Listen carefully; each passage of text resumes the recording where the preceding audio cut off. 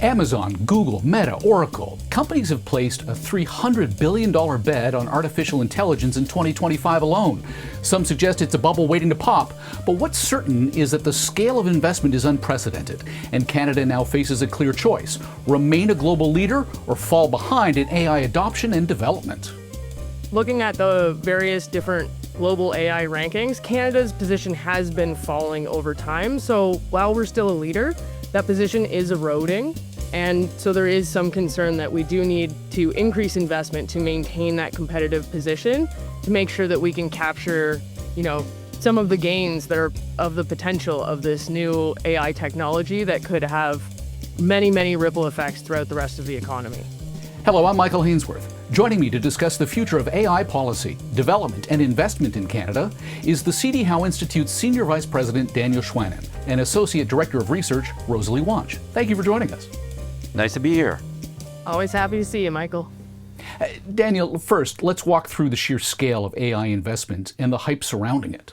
In the U.S. economy, which is a leader in the field at the moment, $370 billion U.S. last year invested in data centers specifically and surrounding technologies. That's the equivalent of 15% of all of Canada's economy, just for that, just in the U.S. In Canada, we're behind. We have about half the number of data centers that are totally crucial to run anything AI. Just to be clear, and we have about half of what the U.S. has right now per capita, and they're of older vintage. So we're catching up. And it's completely crucial to have this infrastructure in place to even begin, building AI models, developing AI systems, and running it, whether it's for these big companies or for all the smaller companies that will need it. So it's a major industrial investment right now in the U.S. And indeed, the U.S. Bureau of Economic Analysis has just created a new category just for that. It didn't exist before, and now they're counting it separately. And it's a major driver of U.S. economic growth right now. So then expand on where Canada fits into all of this. We're home to two of the four godfathers of AI. Yeah, and I can say on that one that Canada still does rank highly among international comparators, but we are definitely behind some of the world leaders, particularly the United States. That's really just leading in terms of that investment and growth at the moment. But looking at the various different global AI rankings, Canada's position has been falling over time. So while we're still a leader, that position is eroding. And so there is some concern that we do need to increase investment to maintain that competitive position, to make sure that we can capture, some of the gains that are of the potential of this new AI technology that could have many, many ripple effects throughout the rest of the economy. But AI hasn't translated into stronger productivity growth, Rosalie. So, why should we be so concerned about Canadian businesses being slow to adopt AI technologies? Well, this is actually what we should expect, though it might not be intuitive to people not in economics. The ways to really think about it is that the data centers, the compute capacity is really the infrastructure, the input to the eventual use of AI and the tools that we can create with it. And so during this early stage of technological change, it's actually quite common that you don't see changes to productivity get up to the macro level. But there is plenty of evidence within individual firms that there is large productivity improvement that is possible. But at the moment, we just don't have that many businesses that are actually adopting AI. And in fact, the majority don't yet see it as relevant to their products and services. So really, we need to try and stay ahead of that curve, because that adoption is what will eventually lead to growth. Whereas the data centers themselves, though they do contribute a ton to GDP sort of in the moment, it's more, I would give the analogy of telephone poles and wires. It's necessary, it needs to be there, but they don't really have much value unless people are actually using them to communicate. And so that's really the way that I put it, is the data centers are the compute capacity is really the equivalent of the telephone poles and the wires. And so what we'll need is businesses to adopt it and start actually, using the artificial intelligence compute capacity. That's when we'll get the productivity gains. You're nodding your head in agreement. Yeah, maybe to use to build on Rosalie's analogy, between the telephone poles or the satellites maybe, and the people that communicate and find that really useful and productive. You also need the people that make the phones, and that's where the U.S. in particular has been very, very good. So building the models, building all the services around that people need, frankly, to adopt AI, including those data centers, but also how to build all the capabilities around AI and the AI systems that we want firms eventually to adopt to help them grow. And that's where I think Canada has not been a leader. This is where the U.S. is usually very good at. It's, how can we commercialize this great stuff, right? How can we turn that into a service? We know it's going to be helpful. We know firms are going to be needing it needing AI to be productive in the future, and for economies to be productive. How can we make that happen? And that is what U.S. firms are really, really good at. And I think that that commercialization aspect and building all the services around it, including the services that help firms adopt AI and understand it, is where we still have a bit of a curve. So, and that's where a lot of the value is, the economic value. So we're great at research. Our firms are starting to adopt. Do we have Canadian firms that are in that middle that are really growing and can help link the technology with the adopters? It reminds me of that old chestnut about how if you've got an idea and you want to sell that idea, you go to the United States and you ask, and they'll say, who else is doing this? And you say, nobody else is doing this. They're like, we're on board. You do the same in Canada, and the answer from corporate Canada is, well, get back to us when the Americans are doing it. How do we accelerate productivity growth? How do we get smaller firms, nonprofits, other organizations involved to sort of help build this AI base in Canada? Well, that's it. So now a lot of the giant technology firms are, of course, Americans, and the Canadians and Europeans are wondering and acting in fairness to get into that game. And there are many ways of doing that. One of the ways is ensuring that our, let's call it, innovation ecosystem, which really depends on the ability of Canadian firms to compete with the so-called tech giants that are ferociously competing against each other, don't get me wrong, and innovating as well. But how do we get into that game so that we can serve our own customers with our own models, with our own systems? I don't mean our own, that they're not American, but that we build, if you see what I mean, right? For the world, not just for Canada. So that's where the ability to compete comes in, and we want to pay careful attention. Ability to innovate comes with ability to compete and gain market share. So that's one of the ways that we can focus on helping to build Canadian firms. And the other way that governments can help do that is what they're doing right now, which is, hey, we're behind on that compute capacity, on those access to data centers that researchers need, that providers of AI technology, those that build the models, those that build the system, absolutely need access to that so-called compute capacity to actually build their businesses and build new models and help commercialize Canadian know-how. So that's been a lot of the focus of governments right now, and that's correct. That's what we need to do, is catch up in that capacity. Stay ahead of Canada's latest policy moves with the CD Howe Institute's weekly newsletter. Sound economic insights, early event alerts, straight to your inbox. Subscribe free at cdhowe.org. And Rosalie, I've read from some of the work that you've done that you're recommending we expand access to data, computing, financing to smaller firms as well. Sort of like get those telephone lines to the little offices, and that's where we grow. Well, I think it's that you just want to maximize the potential for that revolutionary productivity enhancing idea. And those can come from any employee in any sector. And, it could revolutionize a particular sector. So I think of AI as a tool that will enhance productivity across the economy, not necessarily as a sector unto itself, though it absolutely should be measured and tracked so that we can see the impacts of it.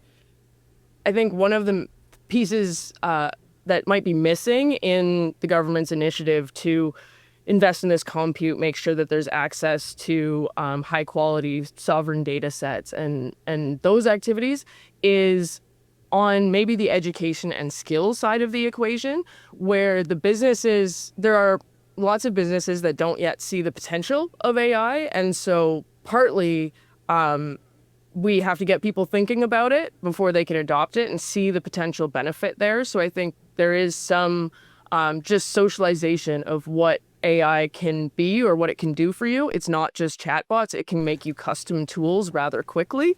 And so once people are more aware of its capabilities, they might be more interested. But then we also see in the business surveys that those that have tried AI and decided that they aren't going to pursue it or don't have plans to, one of the major reasons that comes up there is that they simply don't have the skills to make the tools themselves, or they don't have enough knowledge about the AI tools and its capabilities, or how mature the technology is. And so I think because we are in this sort of constant state of flux, there's a role for government in socializing the idea of AI and creating, investing in programs or spaces where people that are interested can learn more and upskill, because it's those skills, the more broad-based they are, the more likely that an employee in any company might come up with that idea to revolutionize a business process or change a product. And that's really where the productivity will come from. I appreciate that you brought up the point that AI is not a single product. Large language models, ChatGPT is only one small sliver of AI, broadly speaking. And also that you pointed out that we need to sort of create some sort of educational campaign associated with this. Unfortunately, Rosalie, I think your idea comes at a very bad time for AI when there's a huge pushback right now on ChatGPT type technologies, burning down forests, sucking up lakes, all of that kind of concern. But then you also gave me a really interesting point at the beginning of your response, which was about measuring this AI benefit. Daniel, why is competition so central to realizing the potential? How do we measure innovation? How do we measure competition in innovation?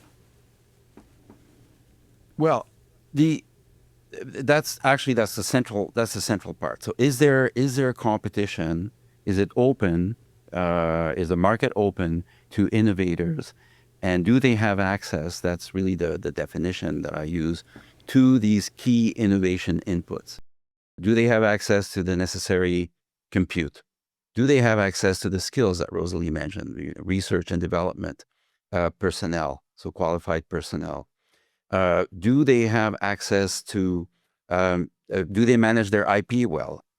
Do they have intellectual property? Do they have access to customers? This is a big thing that competition authorities in general, worldwide, are paying attention to. If you're an innovator, you're trying to access the market, is there something in the market, where your potential customer it really wants to stick with an existing, maybe a larger, maybe a more established supplier of AI tools, AI products?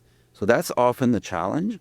The technology itself is evolving so fast, right, that that it creates some opening for innovators. And that's something that we want competition authorities to take into account as well. It's not a static market at all. Once, not that long ago, you had to access the cloud via a major cloud services provider. Now, you can have your own model running in your own business, right? And the technology has evolved to allow that.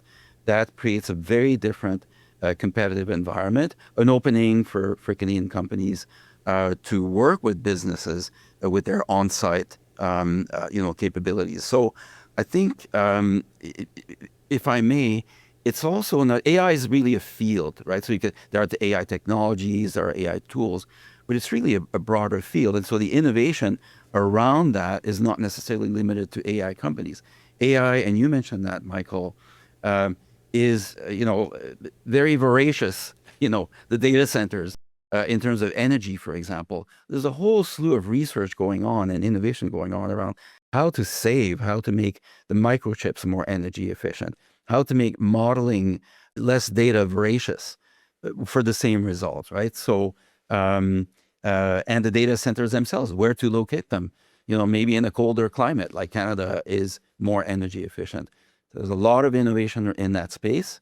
And that means as long as Canadian innovators can compete for those innovation inputs and skills and markets, that means that we will get our share of that increasing innovation, the commercialization of that rising innovation. Well, let me put it to you then, Rosalie. How would you measure success in AI? Well, I would say the reality is that currently we barely do measure. So the insights we do have are vague patterns. I can't even say with certainty whether more businesses are going to adopt AI in this coming year than the past year. It's really, the data is extremely limited. What we have from Statistics Canada and even the international comparators are basically working off of 3 cycles of one survey. And that survey is actually destined to end in August of this year. So we won't have much in the way of measurement of what's actually going on in terms of AI adoption in businesses across Canada.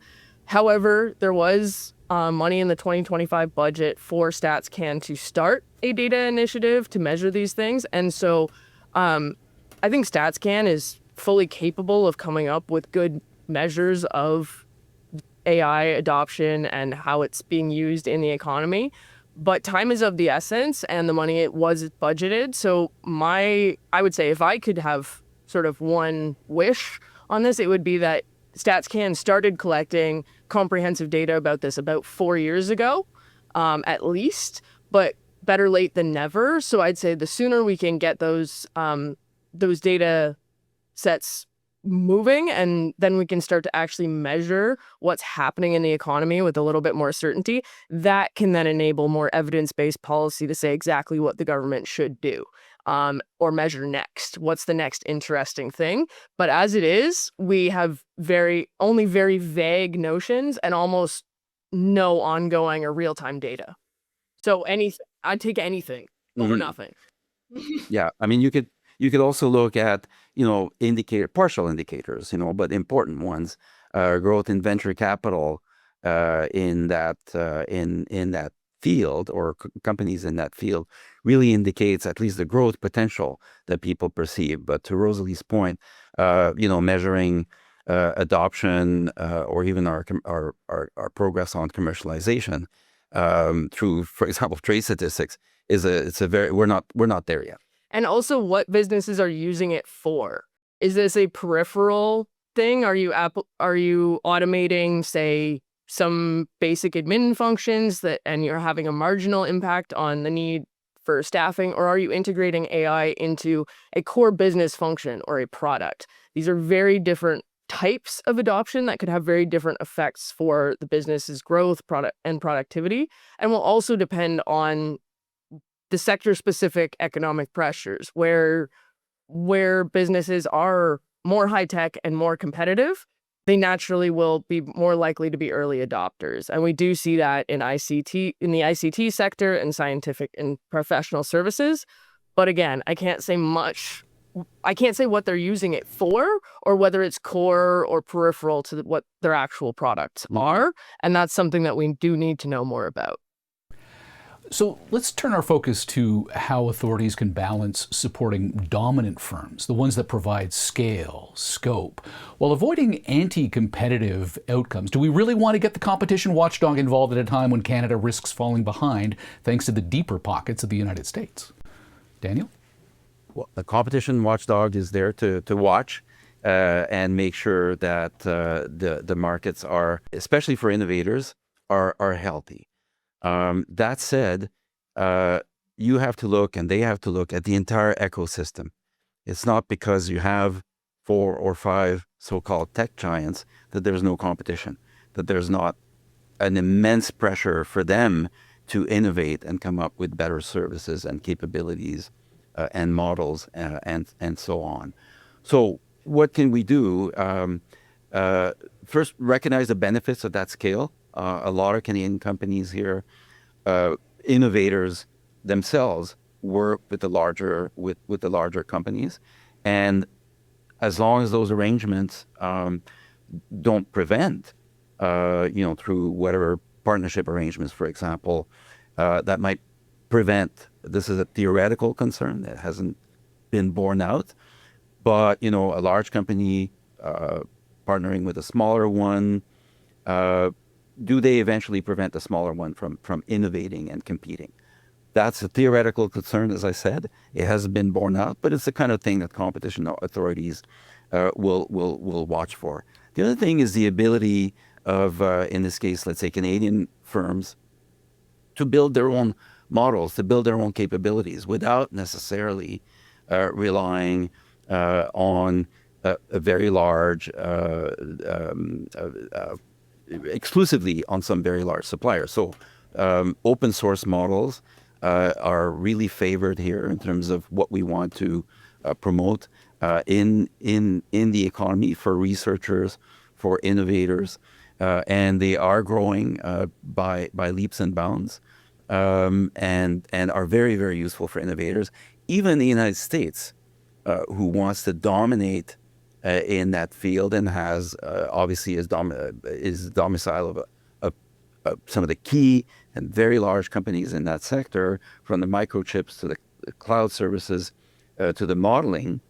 Even them, in their recent strategy, emphasize the importance of open source model to allow researchers, including academic researchers, to allow innovators to experiment with AI, to build their own capabilities. And so I think that that's something. The spread of these models, the availability of these models, is one of the indicators that competition authorities may want to look for. Are they spreading in the Canadian economy? And that's a very healthy sign for competition. Now, you also recommend that the government act as a pro-competitive force. For example, ensuring all players, both big and small, have equal access to AI infrastructure or open source models. What concrete steps could Canada take to make this happen? One of the ways is encouraging the building of these data centers. The more compute capacity, the more you can have of these of these other good things, right? The access for innovators, more open source model. So that's one thing. The other thing, and I think you mentioned in your introduction, the old chestnuts. How does Canada promote its own innovators? And one of the ways that we could do this with AI carefully is through government procurement policies. What are the standards for the models and the systems that governments use and adopt, right? And how can that promote, frankly, the growth or the market for innovators to get into? So it's an enormously growing field, and governments have a role to play in facilitating access for innovators to all these tools and these opportunities. OpenAI's Sam Altman recently said that people who use AI will replace those who do not. They said this about personal computers in the 1980s and the automatic loom in the 1800s. So how should Canadian businesses interpret this in terms of productivity and staying competitive? Embrace it as long as it's safe and secure. for us, because yes, indeed, our jobs in the future will all connect and relate to that in one way or another and use it. It's true, and it's always been true. It goes back way beyond the automatic loom. There's evidence it goes back to Aristotle and the invention of the wheel. So this is just part of the process of technological change and human innovation. So it will happen, but exactly when and on what timeline remains to be seen. Thank you for your time and your insight today. Thank you, Michael. To learn more, Daniel and Rosalie's reports can be found at cdhow.org. I'm Michael Hainsworth. Thank you for joining us.